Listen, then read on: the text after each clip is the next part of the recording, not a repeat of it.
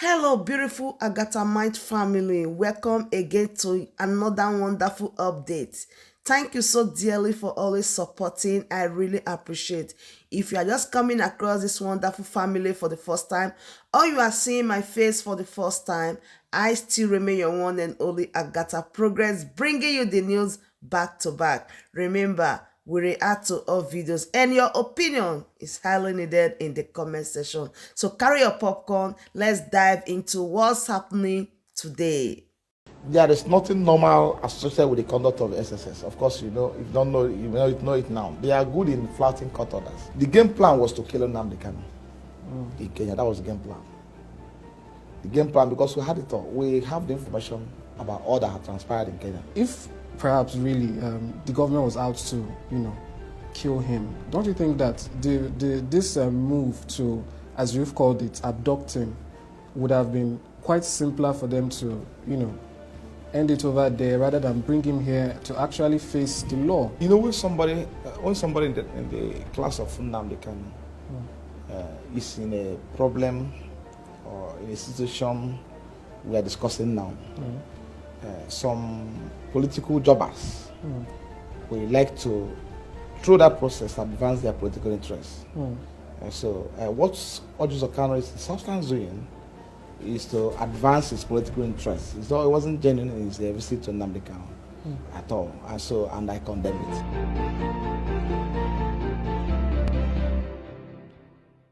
One afugo no nwere ndị ụnụ bụ ndị ọka iwu ndị otu anyị ọgwụ na afugo no nwere ndị anyị bụ onye agụrụ akwụkwọ a control mego ndị gụrụ akwụkwọ bụ ndị be anyị mana ihe a ka anyị na-ahụzikwa choose na akwụkwọ ya onye yiti mbọrịkọ a control mena onye si na ya bụ lawyer nwa ahụ anụghị n'ọnụ lele dị lawyer ka m wee mmarụ ma lawyer unu ebe unu na-adị ike ndị na-agụ ya ndị lawyer ndị Igbo achọ m ikwu maka ndị mba ndị ọzọ mana ihe a na-ekwu o metụtara ndị the whole lawyers nọ na Nigeria mana ndị na-anụ ihe na-ekwu ka m na-agwa bụ ndị Igbo be anyị ụlọ afọ na o nwezikwa ndị ụlọ bụ obodo enwere iwu na-agba egwu mmụọ ndị lawyer be anyị ihe ụlọ na-agbazi kịta abụ ihe a na-akpọ egwu ọgbara ọgwa ụnụ afụgo na onye agụrụ akwụkwọ emego unu taa mechie ọnụ onye agụrụ akwụkwọ kwụba gị n'ilo unu ewebeghị iwe unu ka na-ebebebebebe oke nwere ihe a na-akpọ due process kịta then gịnị ka ndị Igbo be anyị, gịnị ka lawyers ndị Igbo be anyị, gịnị ka unu na-eme ka ihe unu na-emezi kịta unu na-eche ndị ga-ebu ụzọ kedu ihe na lawyers get the meaning n'iji bụrụ lawyer. Gịnị mere gị onye ọka iwu ebe a kwụbara gị n'iro gwa gị na ị ga-abata n'ụlọ iti mbọrịkọ enwere onye ọ bụ a common appointee DSS enwere onye ọ bụ akwụba lawyers n'ilo ọ dabai onye agụrụ akwụkwọ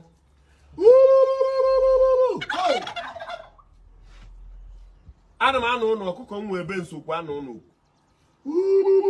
ihere mebe unu ntọm unu otogokwa anyị gbara unu n'ụzọ amaghị akpọ ogele ya na-egbe anya n'ọdụ otogokwa m gbara unu ka unu gbara oge zọba onwe unu ka unu gbara oge kpakọba onwe unu ọnụ ndị Igbo o rejigo nke a bụzi ndị lawyers ndị ọdị ike n'ịkpapụrụ mmadụ ibu n'ụlọ ikpe onye ahụ ikpe azụ onye niile unu na-eme ndị mmadụ ka unu na-eri ụgwọ ya kịta unu kpee mmadụ ikpe azụ unu eburu property onye ahụ ji ebiri n'ụlọ buchi ya na court onye ga-ekwu nwa ogbenye ọnụ ya ọkwachukwu ebeghị ikwu ọnụ ya ndị niile unu kpere ikpe ọjọọ ndị niile unu megide ndị niile kpụrụ na aka ana ya ka unu nọ n'elu ya kịta ndị lawyer ndị otu anyị ndị ọka iwu ndị ọka ikpe unu nọzini ya kịta o nwerezikwa ndị unu bụ adị nshọ na nke a na-ekwu na ọ bụrụ nke a ka unu ga-abịa faịlụ ọmati ya ịfaịlụ ya I will stand If I love the matter, Mbiam defend the aya very well. O nwere onye Igbo eberute na court akwụba gị n'ilo for no reason. Ebe emebere gị ị ga-anọ abịa ebe ahụ akwụba gị n'ilo ọda banye onye agụrụ akwụkwọ iti mbọrịkọ iti akwụba onye agụrụ akwụkwọ n'ilo. Kedu the encouragement unu nwere inye? Kedu encouragement unu nwere inye ụmụaka ndị nke ka nọ na law school? Kedu ihe ọ dị gị ka ụmụaka nọ na law school a kedu nkasi obi ha ga-enwe were na-agụsị akwụkwọ yi ike kịta upon how expensive ime that law dị upon ngara ọnụ ịgụ akwụkwọ lawyer ime law ime ya upon how expensive ọ dị ịgụba ya gụcha iti mgbọrọ ike eme gịnị agwara gị n'iro gwa gị na ya bụ ebe ahụ ị gụrụ akwụkwọ a na ịma mba n'ime ebe ahụ je kwuo ihe ahụ ị chọrọ ikwu. Ọ dịka ụnụ abụọ ọka mma n'ikpe ikpe nwaanyị ajadu. Ụnụ bụzi ndị ọka mma n'ikpe nwaanyị ajadu. Ọka mma n'ikpe ndị a ga-atụpụrụ ibu n'ilo. Ọka mma n'ikpe ikpe anị agbasa gị eburu onye obodo ahụ. Ịbịa kpebe ikpe a na-agbasa gị n'obodo abụrụ obodo gị. Onye ahụ ka ị gụrụ n'akwụkwọ. Ihe ị gụrụ n'akwụkwọ bụ otu obere rejie n'aka Nnamdi Kalụ.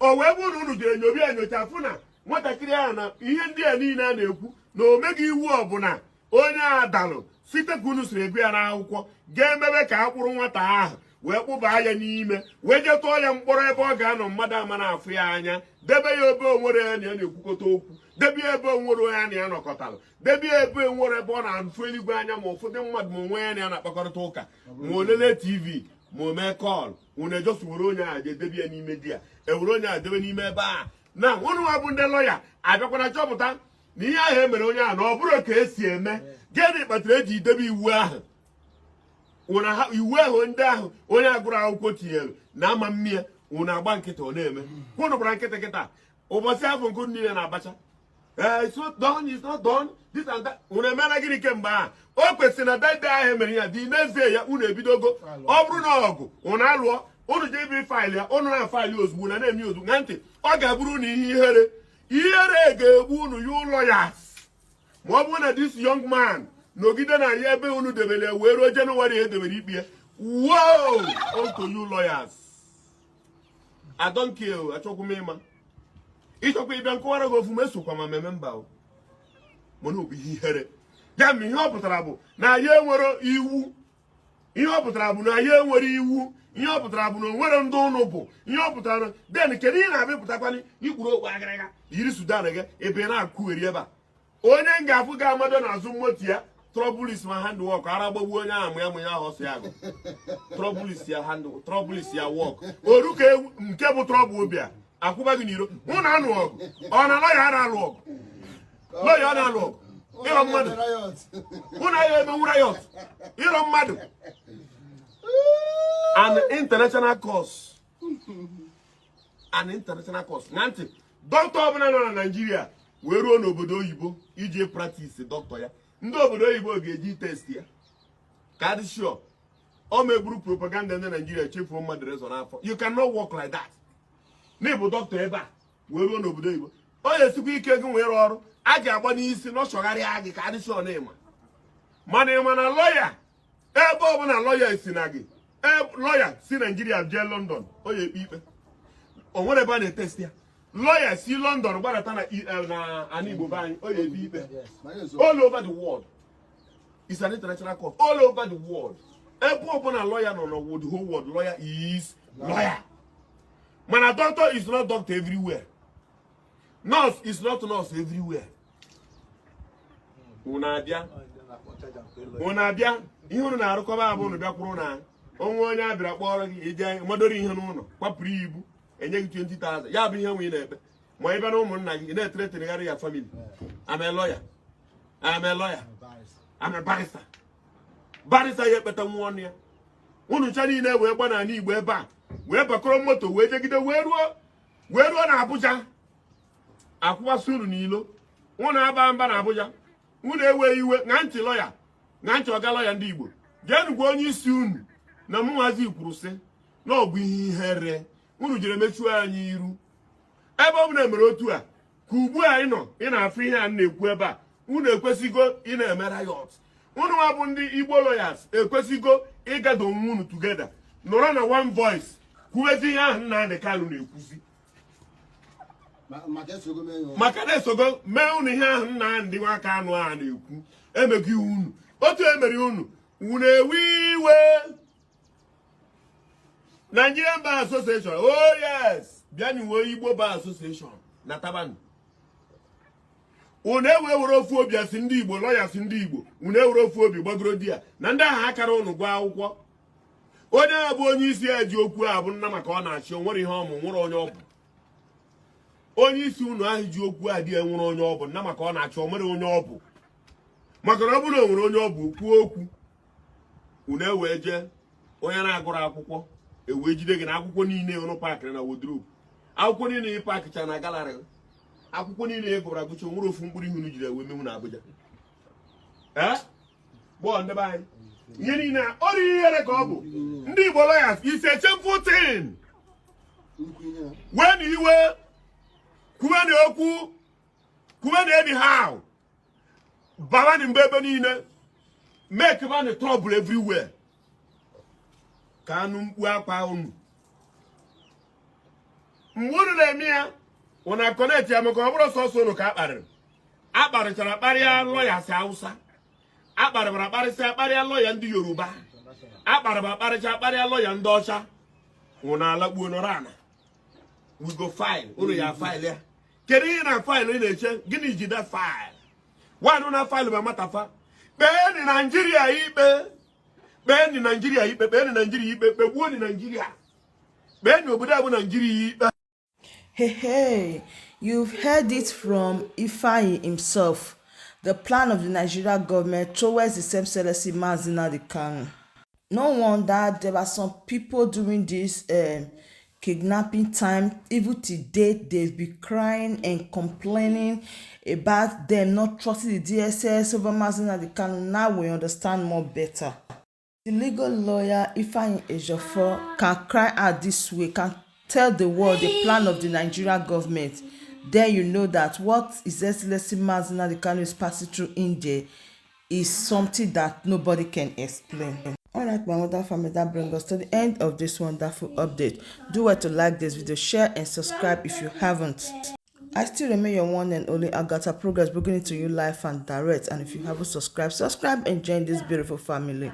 See you when I see you. From me to you, I say bye.